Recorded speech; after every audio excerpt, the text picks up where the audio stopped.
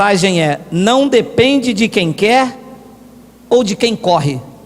Vamos ler Romanos capítulo 9, versículo 14, vamos ler até o versículo 18. Que diremos, pois? A injustiça da parte de Deus? Alguém perguntou lá em Roma. Paulo respondeu: de modo nenhum. 15. Pois ele diz a Moisés: eu terei misericórdia de quem me aprouver ter misericórdia, compadecer-me-ei de quem me aprouver ter compaixão. 16. Assim, já não é mais dizendo a Moisés, assim disse Paulo, não depende de quem quer ou de quem corre, mas de usar Deus a sua misericórdia. Vamos fazer uma breve confissão. Senhor Jesus Cristo, eu te louvo e eu te exalto, porque tu governas a nossa vida pelo teu Espírito que habita em nós. Estamos submetidos ao Evangelho. Não há convicções próprias, não há conhecimento humano, há revelação da tua palavra, e nós estamos submetidos à revelação da graça de Deus, custe o que custar.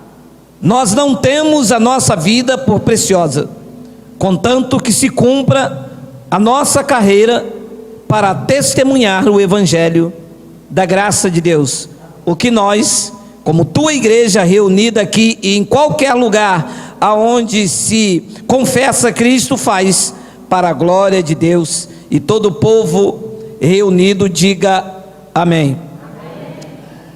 Meus amados irmãos, povo de propriedade, zelosos e de boas obras, o sistema evangélico criou um Deus fictício. O Deus do sistema não existe, nem na Bíblia toda, na coletânea, e nem nas revelações de Paulo, não existe. O Deus dos evangélicos não existe na Bíblia. O Deus dos evangélicos tem que respeitar o homem. Se acredita que eu posso orar e Deus vai obedecer a oração de um homem, durante anos me fizeram entender isto. E se este homem for pastor, a oração está garantida. Se ele for bispo, a resposta é certa. Mas se ele for apóstolo, o milagre é inevitável. É o que se passa num local aonde se reúnem como igreja. Se incutiu na mente dos eleitos que um homem, ele pode mandar em Deus. Não, porque se o pastor orar, pastor, o senhor pode orar por mim? Posso, porque se eu orar, Deus responde a teu favor. Não existe esse Deus na Bíblia. Deus não obedece o homem. Deus não deve satisfação ao homem. Deus não age esperando o outro homem agir, porque Ele, o Deus da graça, é soberano. Soberano é todo aquele que age e determina sem a interferência do outro. Deus não me deve satisfação. Deus faz o que Ele quiser. Se eu orar e pedir, Deus só vai fazer se Ele quiser. Se Ele não quiser, eu posso orar, ficar dias lá no monte, posso fazer qualquer estratégia, posso recitar um mantra, Deus só faz se Ele quiser. Não existe ninguém que possa mandar em Deus. E Deus não é emocional. Se tem uma coisa que Deus não é emocional. O senhor quer dizer então que se eu ficar com fome, Deus não atende? Deus não é emocional. E uma senhora me perguntou: aonde estava Deus que um ônibus cheio de crente virou, morreu todo mundo? Deus não é emocional, meu amado. Você está pensando que Deus sou eu? Que vi a minha mulher queimando o dedo, larga tudo e vai correr. Deus viu o ônibus, antes dele ser fabricado, aquele ônibus cheio de vida caindo. E por que ele não fez nada? Chegou o dia de todas aquelas vidas. Isto foge da compreensão humana, mas eu não estou aqui para discutir com Deus. Ele é soberano, Ele faz o que Ele quiser. Estou submetido a Ele. Eu não sou uma carne que tem um espírito dentro. Eu sou um espírito com uma missão, que veio de uma pré-existência, revestido de carne, para dizer a Ele: sim, Senhor.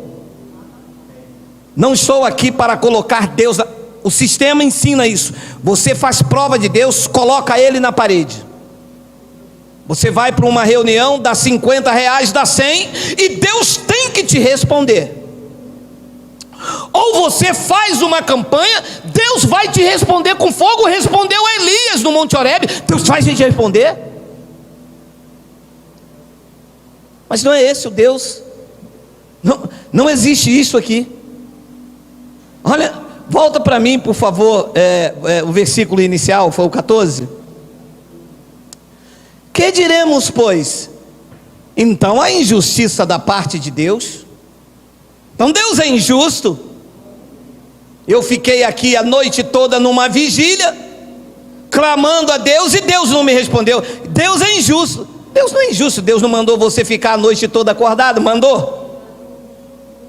Deus não mandou ninguém ficar a noite toda acordada. Deus não mandou ninguém ficar com fome. Deus não pediu dinheiro a ninguém. Alô, está gravando? Tá nas duas? Deixa eu dividir aqui a face. Deus nunca pediu dinheiro a ninguém, nem no Velho Testamento e nem no Novo. Não tem uma passagem na Bíblia que Deus pediu dinheiro ao homem para fazer alguma coisa. A obra é dele.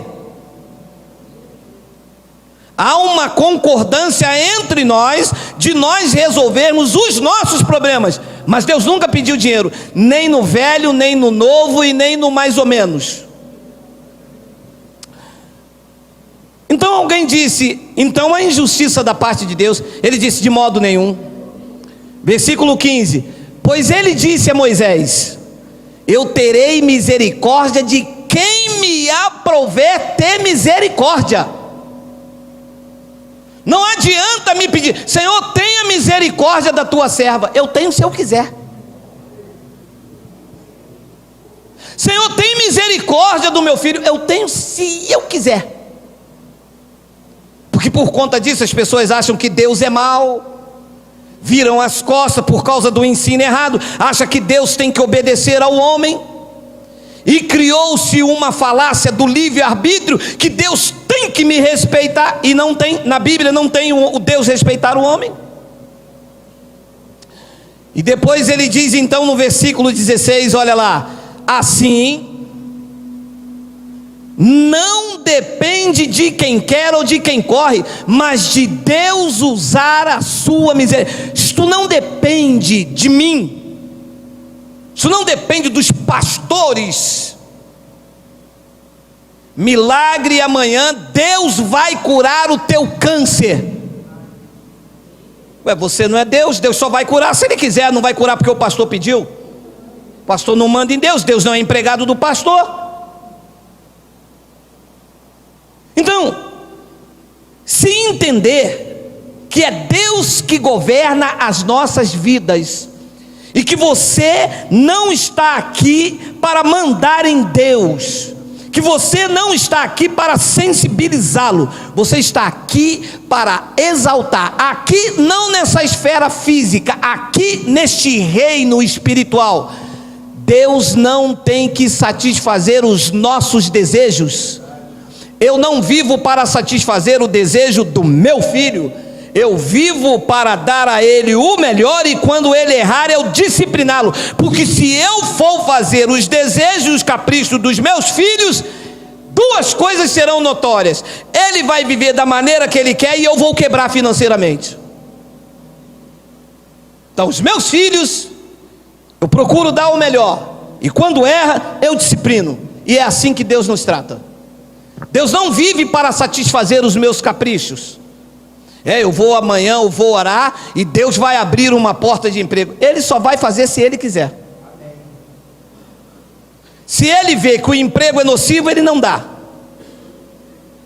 Existem pessoas que não estudaram, não se qualificaram, faz um jejum, acha que Deus vai dar um emprego a ele de engenheiro da Eletrobras ou da Petrobras. Amados, eu vou começar a te mostrar uns textos para que você entenda definitivamente que é Deus que controla a nossa vida. João, livro histórico de João, capítulo 1, versículo 12. Mas a todos quanto receberam, deu-lhes o poder. Todos quanto receberam, deu-lhes o poder de serem feitos filhos de Deus, a saber, os que creem no seu nome. Versículo de número 13: os quais não nasceram do sangue, não tem nada a ver com genética, nem da vontade da carne, nem da vontade do homem, não tem nada a ver com livre-arbítrio, mas foram da vontade de quem? De Deus. A vontade sempre é dele, a iniciativa é dele, porque é ele que faz e opera em nós todas as coisas. Nesse Deus que eu vos apresento esta noite, ninguém pode se gloriar. O sistema diz assim: ela não bebe mais porque ela passou para crente. Ninguém pode passar para crente se Deus não lhe conceder este poder. Ninguém pode vir ao Pai, ninguém pode vir a mim, disse Jesus aos judeus, se o Pai não o trouxer. Estar hoje na posição de filho de Deus é um privilégio dado por Cristo, meu amado. Isso aqui não depende. Eu acordei de manhã, comi aqui um vatapá com Coca-Cola e disse assim: hoje eu vou ser crente. Isso não fui eu que decidi, foi Ele. Ele te escolheu, Ele te chamou, foi Ele, sempre foi Ele e sempre será Ele. O homem não tem nenhuma participação nisto. O homem não tinha condições de escolher a Deus, porque a posição do homem antes da cruz era de morto em pecado e em delito. O homem não poderia escolher Deus, estava morto, sem vida. E Paulo pregou à igreja de Éfeso que foi Ele que nos deu, a iniciativa foi dele. E ser um escolhido de Deus, ser um eleito de Deus, não depende de quem quer ou de quem corre. Ninguém pode dizer assim: eu sou um eleito porque eu decidi ser. Este não é um eleito. Ele que toma as iniciativas para que ninguém se glorie diante dele. É Ele que faz todas as coisas. O homem não tem o poder de influenciar nas atitudes de Deus, nem através de oração, nem através de jejum. E tem muita gente me ouvindo agora que quebraram a cara, que fizeram jejum 7 dias, 1 semana, não viram resposta nenhuma, porque fome não sensibiliza Deus. A única coisa que ainda pode sensibilizar Deus é a fé, porque sem fé é impossível agradá-lo. Com fome, com sacrifícios, com ida a monte, com buscas incessantes dentro das chamadas igrejas, nada disso sensibiliza Deus. Deus só faz o que Ele quer, ponto final. Isaías 46, versículo 9 e 10 diz isso. Liga para mim ali, por favor, Miguel. Lembrai-vos das coisas passadas, da antiguidade, Miguel, liga ali, que eu sou Deus, e há mais dois. Não, tem que haver dois. Que eu fui ensinado que existe o Deus Pai, o Deus Filho e o Deus Espírito Santo. Ele está dizendo: lembrai-vos das coisas passadas da antiguidade, que eu sou Deus e não há outro. Eu sou Deus e não há outro semelhante a mim. E vem a bomba. 10. Que desde o princípio anuncio o que há de acontecer. A tua oração não vai mudar, porque senão Deus tem que mudar. E desde a antiguidade as coisas que ainda não sucederam, que digo, o que você me pede é que vai ficar de pé. O meu conselho não. E que digo, esse Deus, que o meu conselho permanecerá de pé, e eu farei a vontade sua. Eu farei toda a minha vontade. Deus não vai mudar por causa da minha oração, meu amado. Deus não vai mudar por causa do meu jejum. Deus tem obras preparadas de antemão para a minha vida e para a tua vida, e Ele não vai mudar. Você pode fazer a estratégia que você quiser, você pode saltar, pular, dormir no monte, orar, você pode fazer o que quiser. Deus preparou obras preparadas para você, está preparado, Ele não volta mais atrás. Você sabe o que Davi disse pelo Espírito, ou o Espírito disse na boca de Davi? Todos os dias da minha vida foram escritos e determinados, quando nem um deles havia ainda, escritos e determinado, quando nem um deles havia ainda. E Deus vai nos guiando por esse caminho preparado de antemão. Paulo pregou aos Efésios no capítulo 2, no versículo 10. Coloca, tem aí, Miguel, não está aí, mas digita para mim, Efésios capítulo 2, versículo 10, acrescenta aí para mim, por favor, para aguçar aqui o raciocínio. Olha lá. Pois somos feitura dele, criados em Cristo Jesus para boas obras, as quais Deus fez no dia que você jejuou, no dia que você orou, os quais Deus de antemão preparou para que andássemos nela. Todas as vezes que eu quiser fazer algo que não foi obras preparadas de antemão, eu vou sofrer na minha carne. Todas as vezes que eu me meter naquilo em que Deus não preparou, eu vou sofrer na minha carne.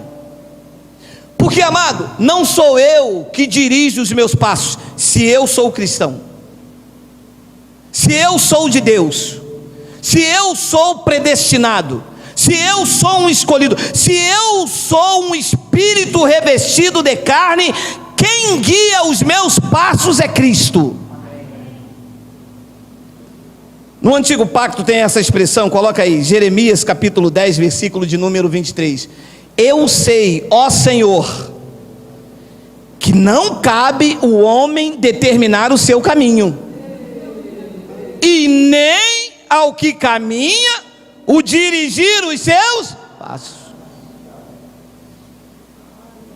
Se és um eleito, se és um espírito com Cristo, se não cabe o homem determinar o seu caminho, quem é que lhe dirige os passos?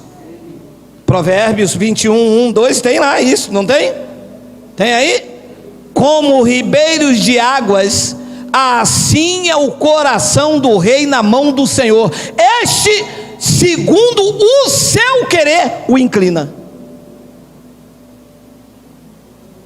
Então eu estou aqui para andar naquilo que Deus preparou para mim. Eu não vim fazer nem melhor, nem pior, nem igual, nem diferente. Estou fazendo aquilo que Deus me enviou para fazer. Às vezes falho, ele me corrige. Faço melhor, sou galardoado. Mas eu não estou fazendo nem melhor nem pior, nem melhor do que ninguém, nem melhor do que o outro. Eu estou fazendo aquilo que ele me chamou para fazer. Ele vai guiando os meus passos. Tem um versículo 2, tem um 2, vê aí. Todo o caminho do homem é reto aos seus próprios olhos, mas é o Senhor que o sonda os corações. Tem um 3. Exercitar justiça e juízo é mais aceitável ao Senhor do que sacrifício. Amado, se eu quiser andar pelos meus próprios conselhos, se eu quiser viver pelo aquilo que eu acho, pelo aquilo que eu determino, no que diz respeito à vida com Deus, é sacrifício, Deus não recebe.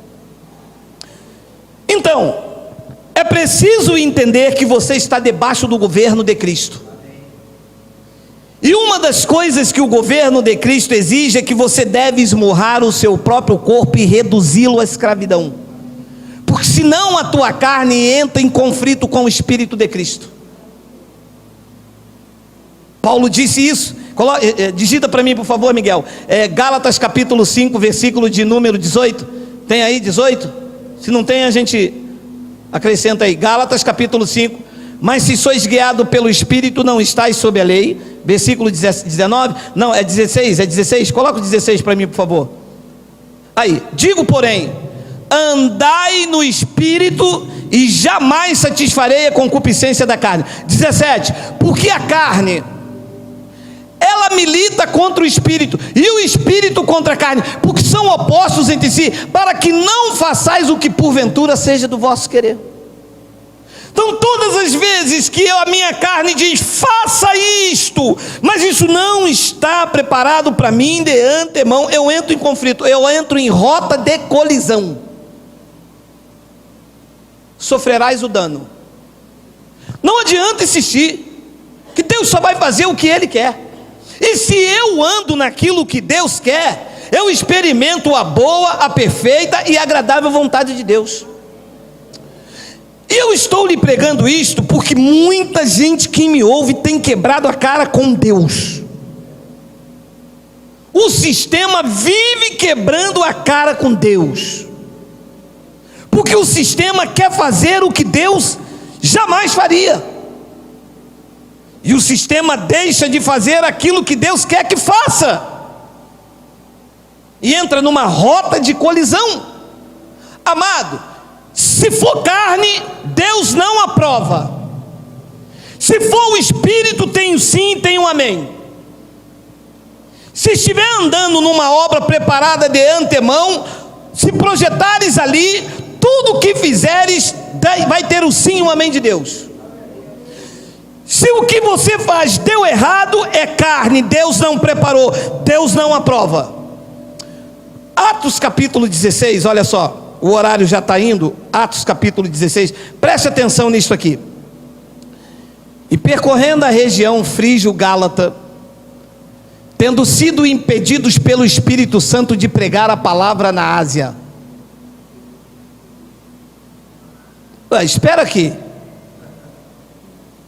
mas pregar a palavra não é de Deus? Mas não estava no plano do Espírito Santo? Espírito Santo, aqui na Ásia eu não quero você, Paulo. Mas eu vim pregar a palavra, eu sou Paulo, o apóstolo dos gentios. Mas isso não está dentro dos meus planos, vai entrar numa rota de colisão, isto é carne.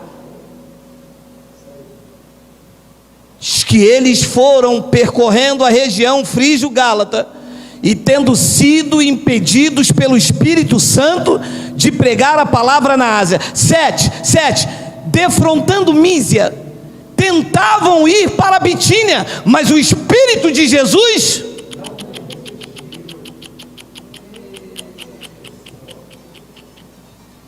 não, mas é o Evangelho. Mas eu não quero você aqui. Você é um eleito, Paulo. Você é um predestinado. Você anda debaixo do meu domínio. Quem dirige os seus passos sou eu. E o que acontecia ali? Impedimentos. Que não era isso? Não era, volta 6. A palavra impedimento tem ali. E percorrendo a região Frígio-Gálatas, tendo sido impedidos pelo Espírito Santo. Só Deus sabe que impedimentos foram esses. Porque às vezes abre aqui, paga um aluguel, não dá certo, quebra, fecha. Aí às vezes vai para lá, faz isso. Não, mas é porque Deus mandou. Deus não mandou nada, hein? Se está havendo impedimento, não é Deus, é carne.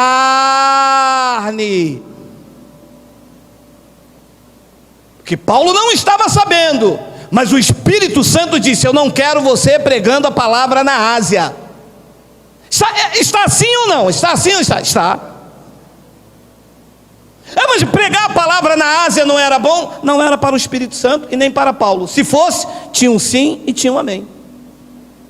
Depois ele quis ir para outro lugar pregar a palavra. Diz que ele então viu o impedimento lá. Só Deus sabe quantos dias aconteceram aquele impedimento. Já tiveram impedimento na minha vida de 2, 3, 4, 5 meses.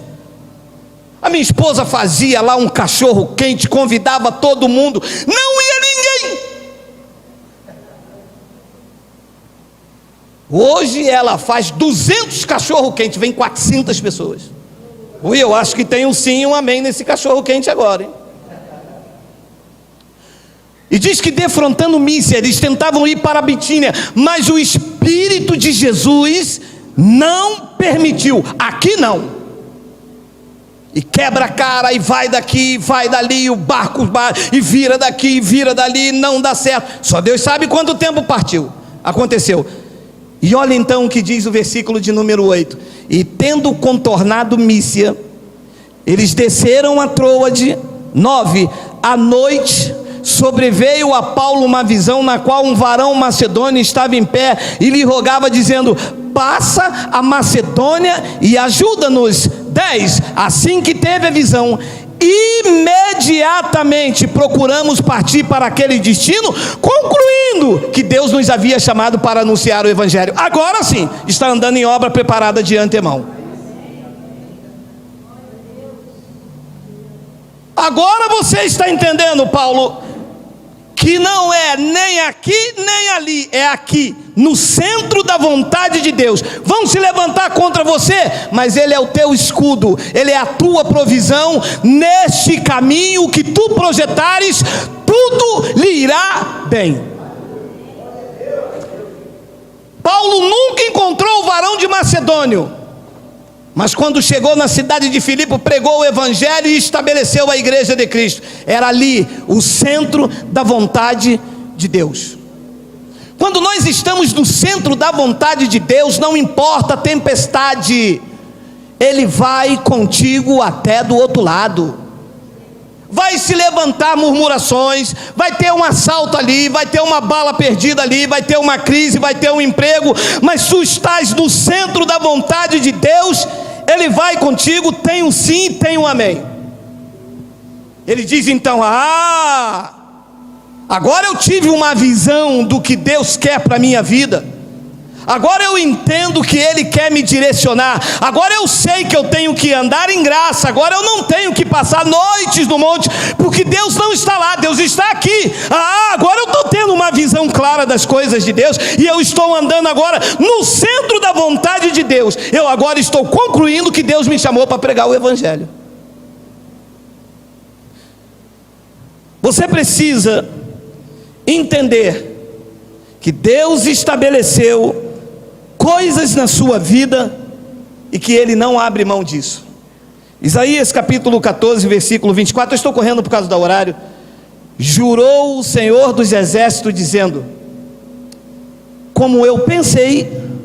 Deus pensa, hein?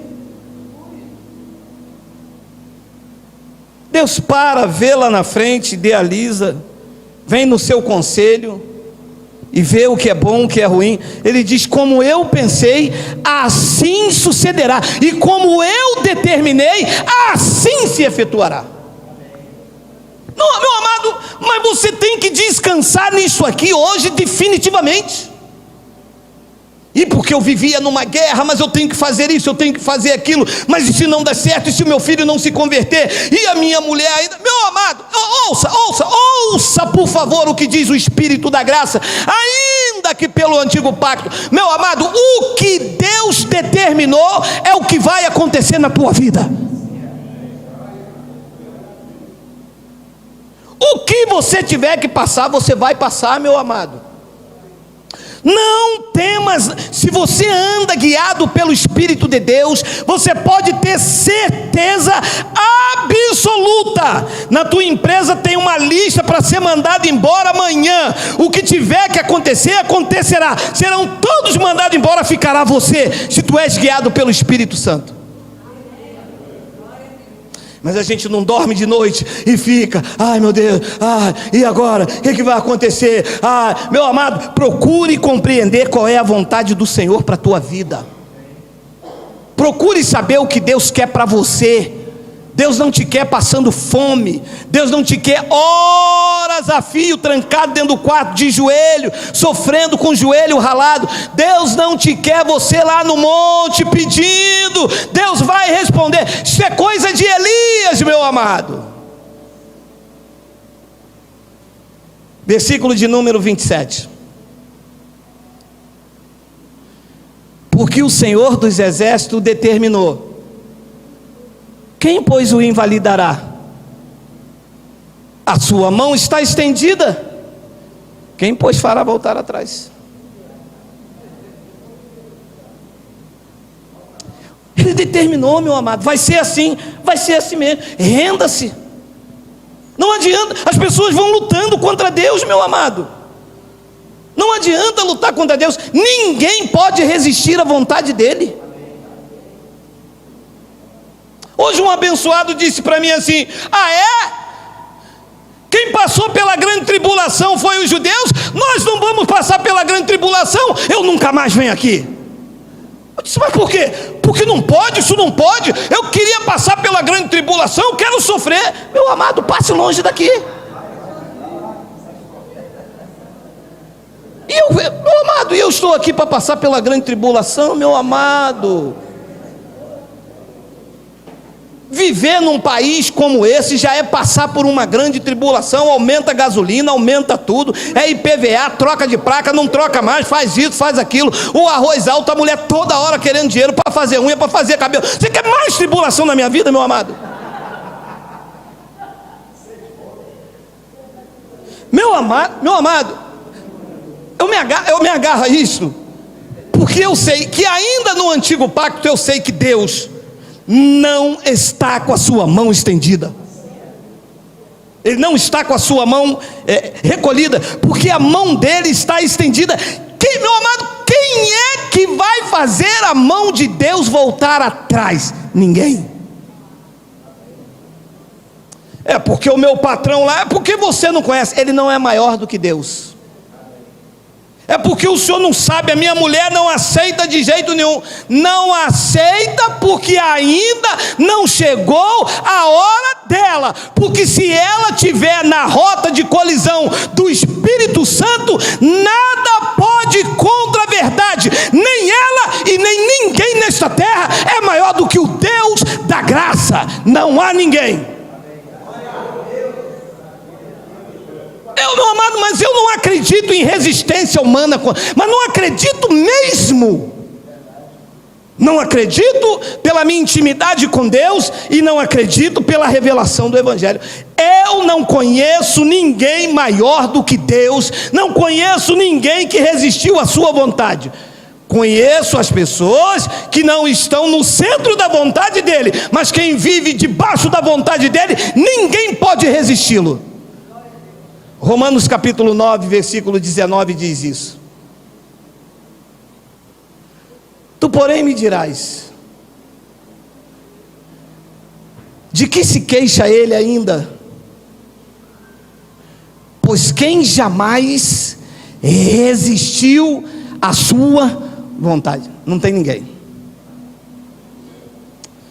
Uma senhora que está me ouvindo lá no Piauí disse assim: eu vi a sua mensagem sobre a ceia Quando eu vi o senhor de terno, eu disse: mais um maluco pregando contra a Santa Ceia. Mas eu vou ouvir só para ver. Diz que ela viu a metade, não aguentou mais, desligou.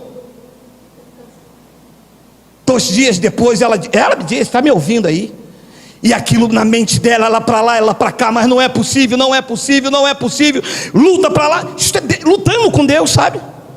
O Espírito da graça, como ela é eleita, o Espírito da graça já entrando na divisão da alma e do Espírito, e ela então disse: eu vou parar de ver. Viu tudo, não parou nunca mais. Está me assistindo aí? Dorme vendo, acorda vendo, com o rádio. O marido disse: você vai ficar louca. Ela: louca? Eu me curei, foi da loucura do sistema. Eu não posso resistir à vontade de Deus. Ninguém resiste.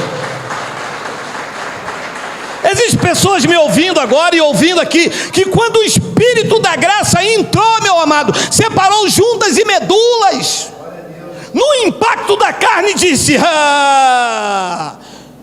isso aí eu não sei não, hein? Eu não sei, se é o diabo que não quer que você meu amado, não é diabo, isso é o Espírito da graça que revela. Não existe ninguém que pode resistir à sua vontade, não há um sequer. Pode virar no lençol, pode falar para o marido que não vai fazer miojo. Hoje também não tem. Não tem o quê? Não tem o quê? Vai ter, sim senhora, vai fazer o meu miojo, eu sou a cabeça da casa. Tem criança ouvindo, vocês entendem? Meu amado, ninguém resiste. Uma hora a dona vem lá, quando você menos esperar, ela chega: graça e paz, amor. Graça e paz, né? Você não pode resistir à vontade de Deus. Se é um eleito, se é uma escolhida, o Espírito da graça vai buscar aonde estiver. E pega e sacode e revela e mostra, e ela se torna uma testemunha do Evangelho da graça de Deus. Ela mostra transformação, ela dá bons frutos, ela revela a palavra, a pessoa, meu amado, se torna um espírito ativo, a mente de Cristo ativo, porque Paulo disse: quem jamais resistiu à sua vontade? Você resistiu? Você que me ouve aí, você resistiu? Você não achava loucura? Olha o que ele diz no versículo 20: quem és tu, ó homem, para discutires com Deus? Porventura, pode o objeto perguntar o quem o fez: por que me fizeste assim? Pode? Quem és tu para discutires com Deus? E quando eu olhei para aquele homem, que ele disse: eu não venho mais aqui, eu disse: ui, eu pensei que você era governado pelo Espírito, hein? Você corria tão bem, mas não vem mais aqui porque descobriu que Cristo não faz com que os gentios passem pela tribulação, porque os gentios são igreja dele, a esposa dele. Eu não deixaria minha esposa passar pela linha vermelha, tiro de um lado, tiro do outro. Ainda bem que eu tenho vontade.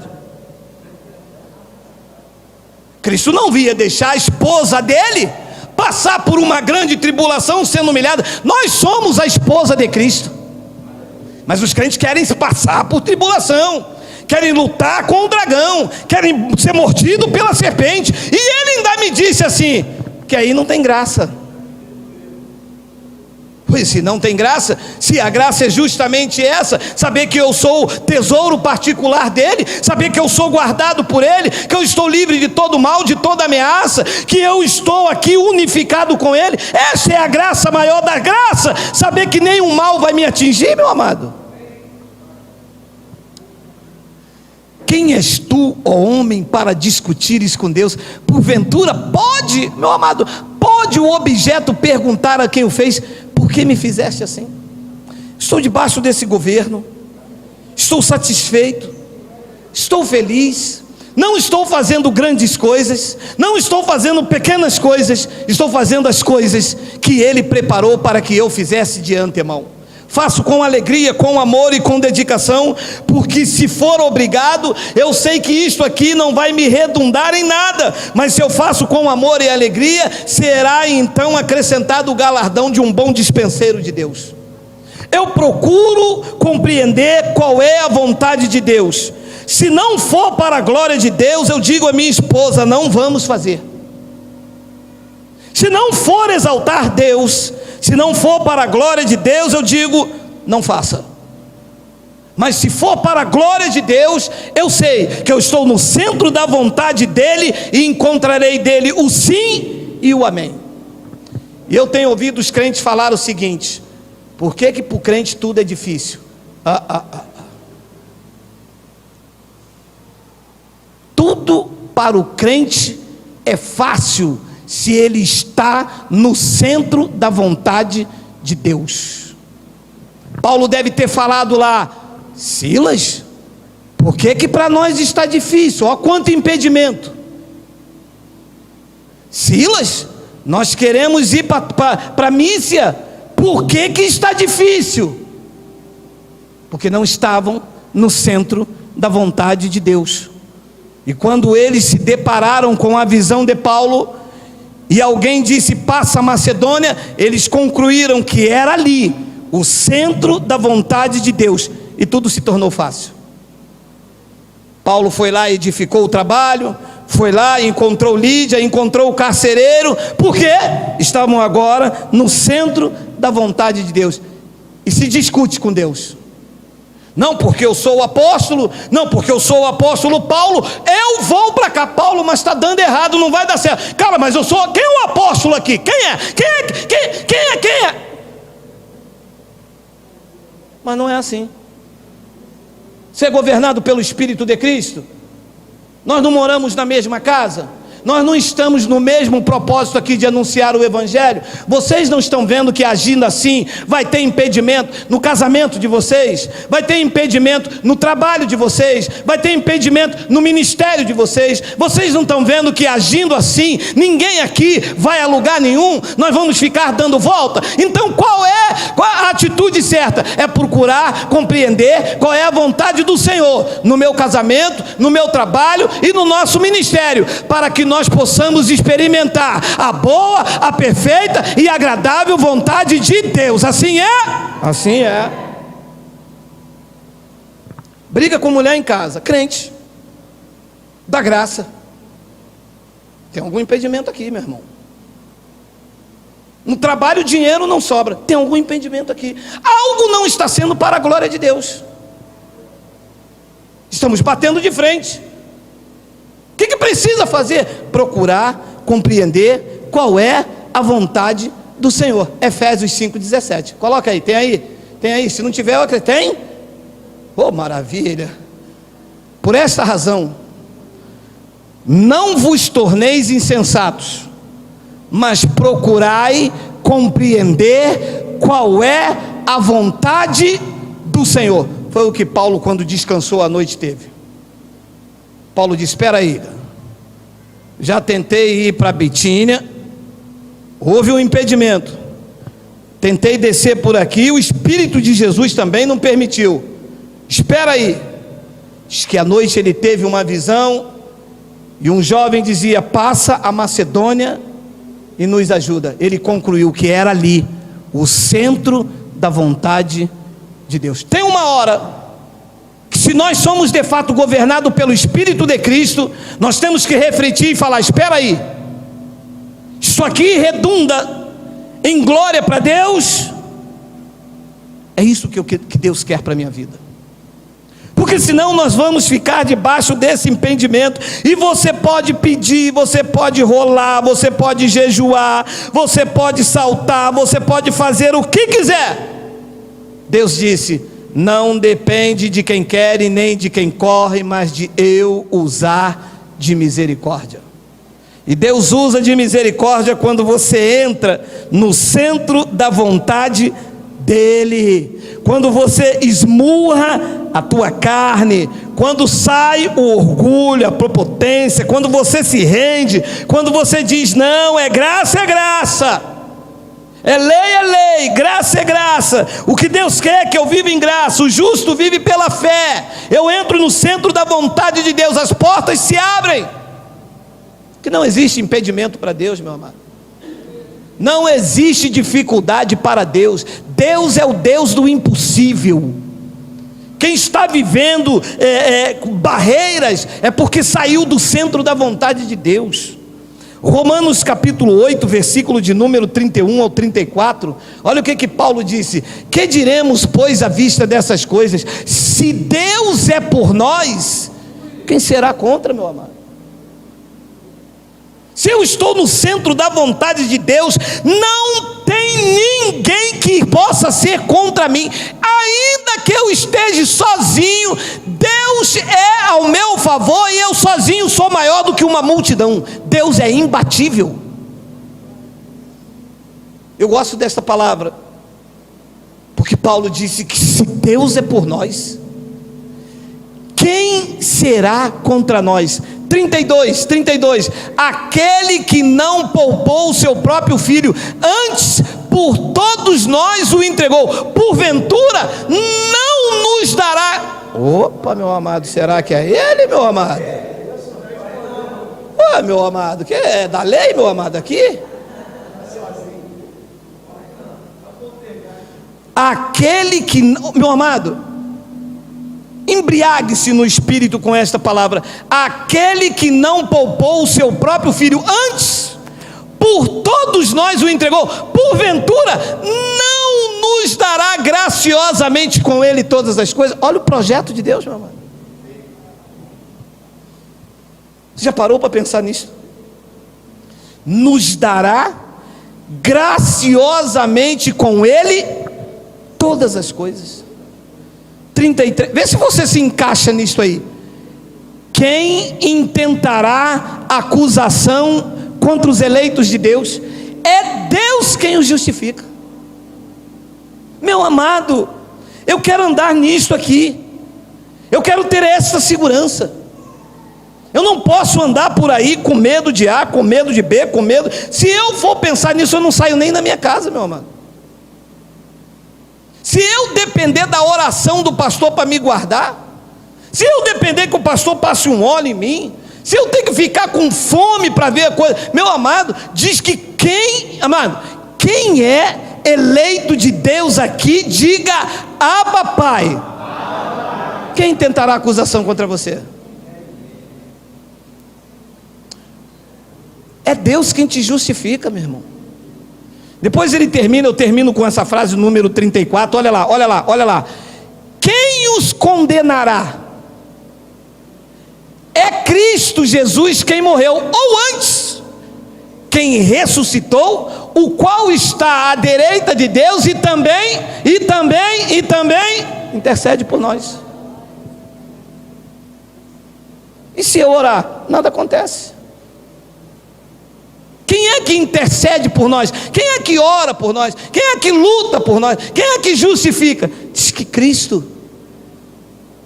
Então eu procuro hoje entrar no centro da vontade de Deus,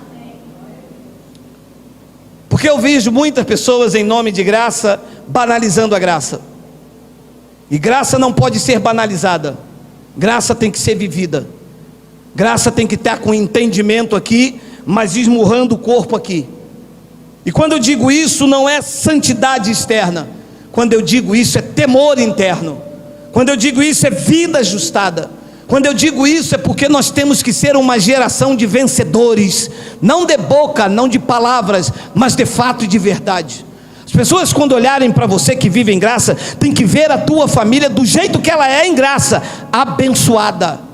As pessoas, quando olharem para você, tem que ver refletido a fragrância do conhecimento de Cristo. O teu rosto tem que reluzir por causa da presença do Santo na tua vida. A unção do Espírito Santo que já está na tua vida tem que aflorar. As pessoas têm que ver em você que em você há uma segurança, há uma ousadia, há uma convicção. Você tem que estar plenamente convicto de que tu és um eleito, guiado pelo Espírito Santo, e que na na tua vida vai acontecer o que Deus determinou, independente do que você quer, independente do que você corra.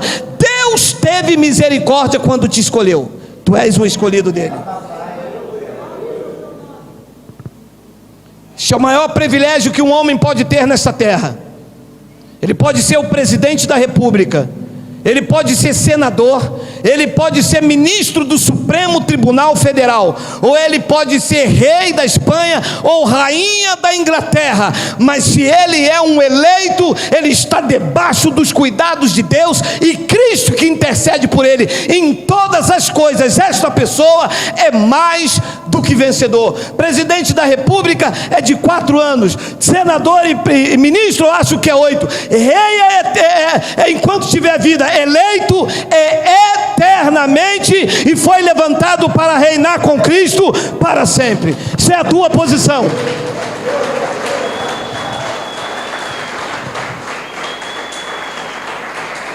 E ouça, ninguém pode abater quem Deus levanta. Se fosse levantado por Deus, e acredito que és, que cada um aqui e ali pela internet tem uma missão. O sistema valoriza pastor, o reino valoriza membros. O corpo é feito de membros, e cada membro tem a tua função.